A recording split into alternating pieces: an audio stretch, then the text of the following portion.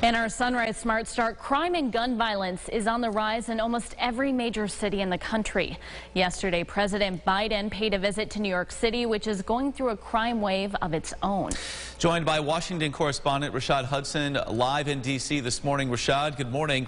So, how does the Biden administration plan to reduce gun violence in the U.S.?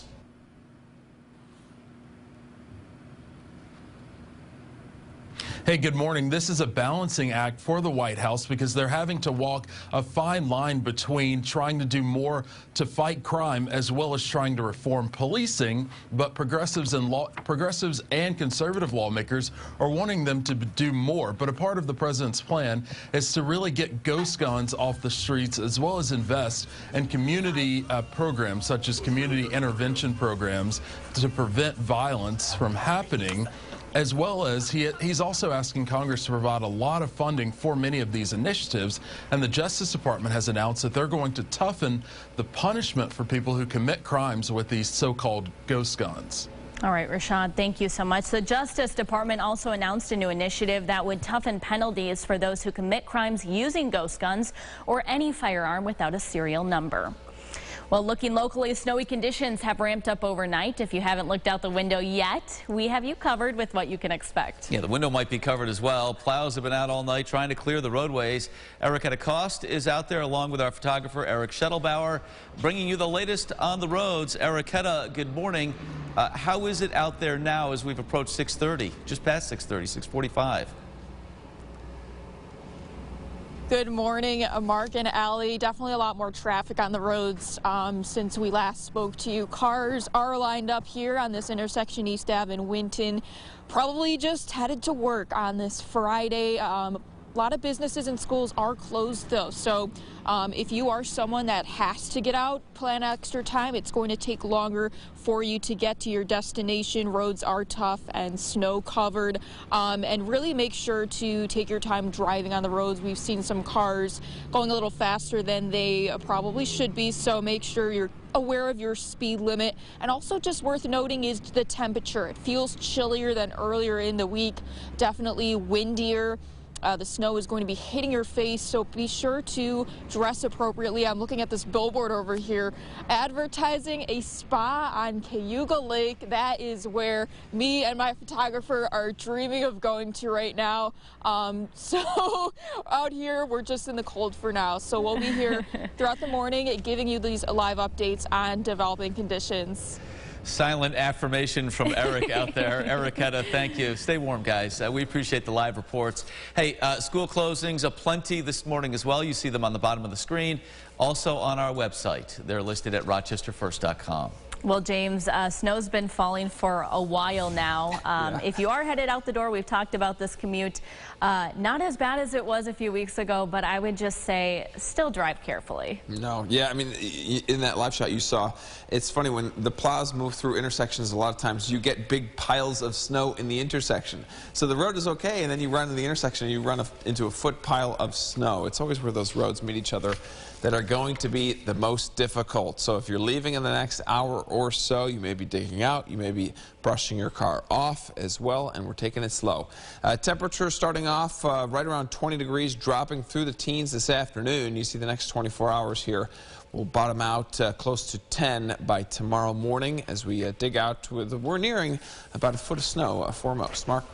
James, thank you. No surprise, we are dealing with some accidents this morning on the roads, our sunrise traffic. One in Rochester at South Clinton Ave at Alexander Street. Another on the Thruway, exit 47 in Leroy. Live view of 390. No accidents to report there. Volume building in, and folks do seem to be taking it slow. 490, 590 on time as well. In other news this morning, 3 people have been arrested in connection with what Greece police are calling a pattern of larcenies and robberies.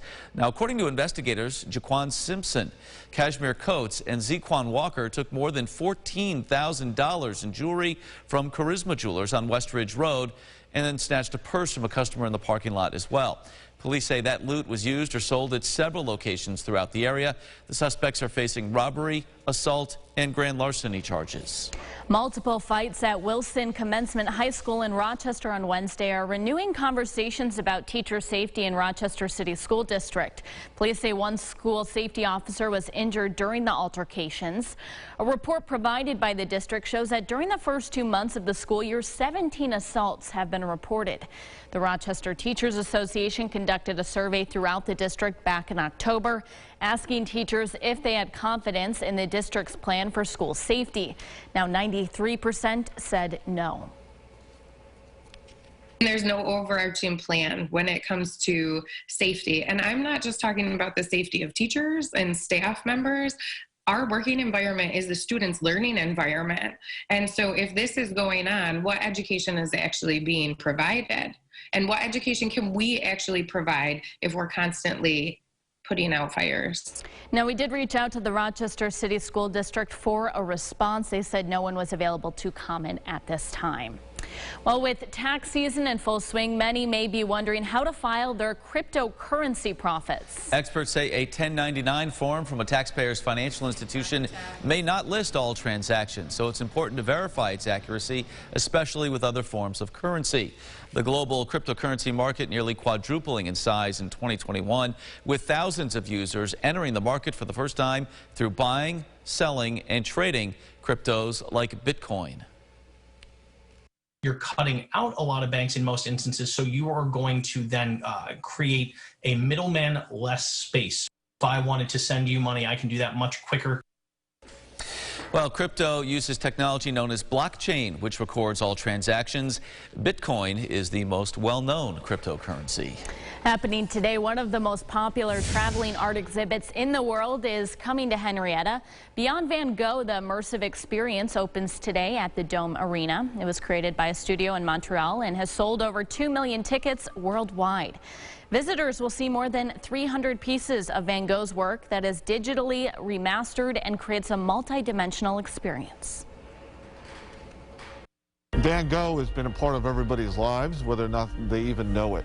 Probably, since the day they were born, because there's so much of his artwork everywhere. Van Gogh has such a worldwide appeal. I think it's part of his story. He lived a bit of a tragic life. It was cut short by his own hand, but his artwork was so unique and vibrant for the time that it still resonates today. The exhibit looks so cool, and it runs through March 20th. Quick look at the water cooler this morning. The Rochester Polar Plunge is coming up Sunday at Ontario Beach Park. Thousands expected to get into that freezing water of Lake Ontario, all supporting Special Olympics New York and, of course, the athletes as well.